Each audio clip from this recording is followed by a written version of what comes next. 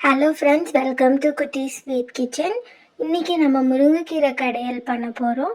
அதுக்கு தேவையான பொருள் 2 தக்காளி, 1 வெங்காயம், 3 பச்சை மிளகாய், 10 பல் பூண்டு, 150 கிராம் துவரம் பருப்பு. அப்புறம் உங்களுக்கு தேவையான அளவு முருங்கைக்கீரை எடுத்துக்கோங்க. இப்போ நம்ம அந்த துவரம் பருப்பை ஒரு 10 நிமிஷம் ஊற வச்சுக்கலாம். அப்போ தான் கொஞ்சம் நல்லா பாயில் ஆகும். 2 கப் தண்ணி ஊற்றிக்கோங்க குக்கரில். அதுலேயே நம்ம அந்த ஊற வச்சிருந்த பருப்பையும் ஆட் பண்ணிடலாம்.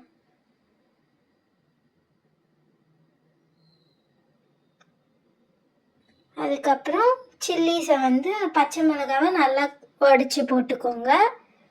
அதுக்கப்புறம் நம்ம 10 பல் பூண்டு உரித்து வச்சுருந்தோம் இல்லையா, அதையும் இதிலே ஆட் பண்ணிக்கலாம். அதுக்கப்புறம் நம்ம 2 தக்காளியும் சொல்லியிருந்தோம் இல்லையா, அதையும் கட் பண்ணி இதில் போட்டுருங்க.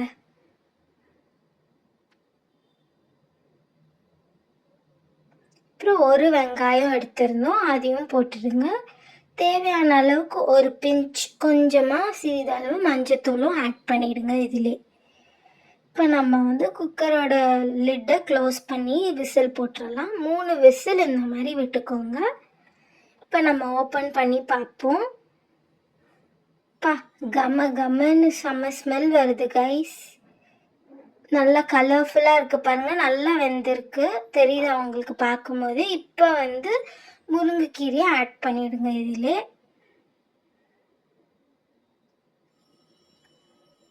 தேவையான அளவு தண்ணி லைட்டாக தெளித்து விட்டுக்கோங்க.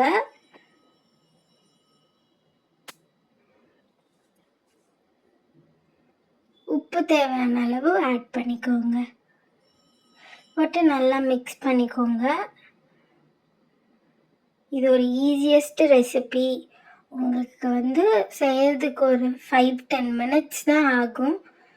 செம்ம ஈஸியாக செஞ்சிடலாம். செம்ம ட்ரெடிஷ்னல் ஆத்தென்டிக்கான டிஷ் இது. செம்ம ஹெல்த்தியான ரெசிபி. ஜீரகம் ஆட் பண்ணிக்கோங்க கொஞ்சமாக. நம்ம அப்புறமா தாளிப்புக்கும் போடுவோம், இப்போ கொஞ்சமாக ஆட் பண்ணிக்கோங்க. புளி சின்னதாக கொஞ்சமாக ஆட் பண்ணிக்கோங்க. புளிப்பு தன்மை இருக்கும், சாப்பிடும் போது இன்னும் டேஸ்ட்டாக இருக்கும். இது மாதிரி 3 நிமிஷத்துக்கு நல்லா வேக விட்ட பிறகு பாருங்கள் இந்த மாதிரி ஆகிடும்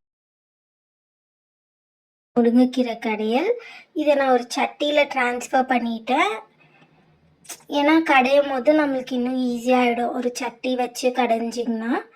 ஸோ இப்போ தாளிப்பு பண்ணிடலாம். ஒரு குட்டி கடாயில் கொஞ்சம் தேவையான அளவு எண்ணெய் ஊற்றிக்கோங்க. எண்ணெய் நல்லா காஞ்சிட்ட பிறகு வெந்தயம் ஆட் பண்ணிக்கோங்க. அதுக்கப்புறம் ஒரு ரெட் சில்லி காஞ்ச மிளகாவை சின்ன சின்னதாக கட் பண்ணி போட்டுக்கோங்க. நம்ம இப்போ போடுறோம் பார்த்தீங்களா, இந்த மாதிரி போட்டுக்கோங்க.